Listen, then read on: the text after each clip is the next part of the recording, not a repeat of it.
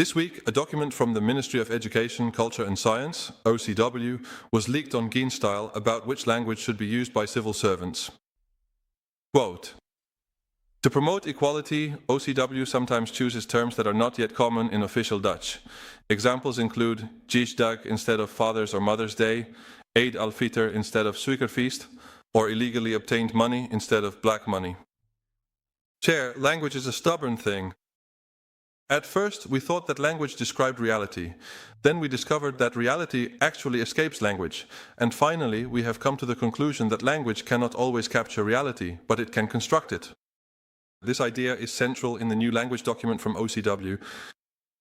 Ambiguity in language is being reduced as much as possible by prescribing increasingly specific terms for more and more situations. Irregularities in language are no longer allowed to exist, and this project is endless, because language is always ambiguous. Language always falls short. Language is a helpless tool that is both the only thing and everything we have. Precisely for this reason, it is problematic when a government claims it can define or purify language. After all, it will always be biased and it will never be sufficient. That is why I have a number of questions for the State Secretary. Does the State Secretary acknowledge that language use, as in this language guide, is not merely descriptive, but also shapes the reality in which we think and act?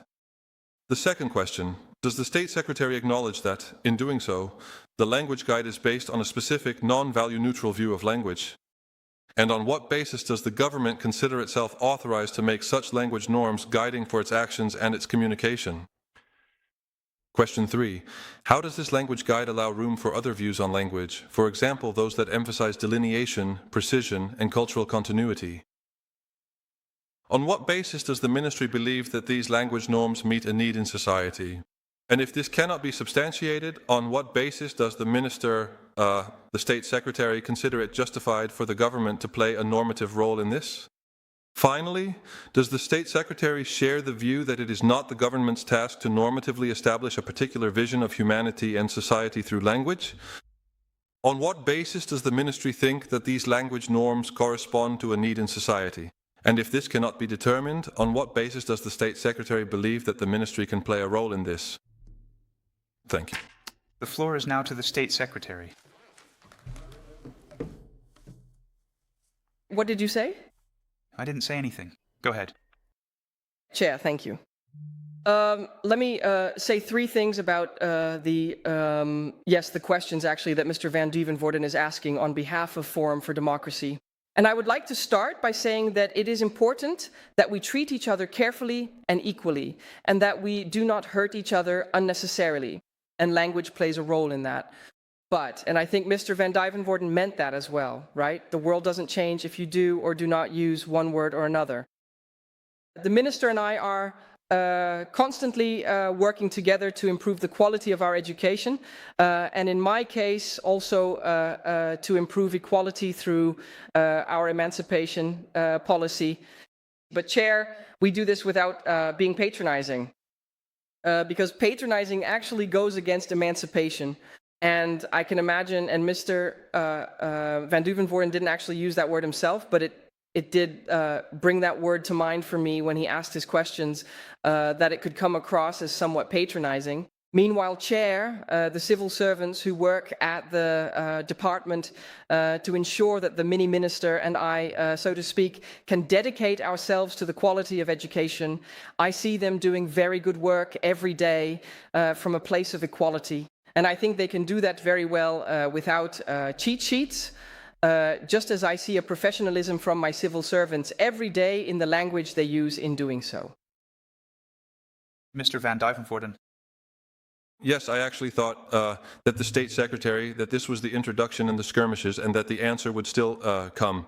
Because, of course, I do believe, and that's what the State Secretary also says, that everyone interacts with each other on the basis of equality. And we conduct the dispute, and that's exactly why I think this document kills everything. Because in human-to-human contact, isn't all of this already happening? We coordinate things with each other. We notice that some things are annoying, or we notice that things have a certain context. So the black page simply has a completely different context than a discriminatory one. So for me, it's still not clear that apparently the civil servants do treat each other well. Why is this extremely detailed document necessary, and what exactly is it supposed to achieve that isn't already happening in reality? State Secretary. Yes, the question is whether the value that Mr. Van Duijvenvoorde attaches to the document, whether it actually has that value, so to speak. So, if Mr. Van Duijvenvoorde asks, can the ministry do without the language guide? Then I think that's definitely possible because the level of professionalism is simply very high. And that is my answer to Mr. Van Duijvenvoorde's question. Mr. Van Duijvenvoorde. Yes, then my second question is, if things are already going so well and can be done so well, what is the point of the document? And is there a willingness at the ministry to revise this document? The document was launched, so to speak, published a year ago. It seems to me quite a good moment to see whether it is actually, so to speak, still necessary. I see daily that the professionalism at the Ministry of Education is very high, contributing to the care and equality I value. So revising is an option to see if it is still necessary. Mr. Van Duijvenvoorde. Yes, then I would subsequently do something with that to revise it, submit a motion or request a debate. But for now it has been answered sufficiently.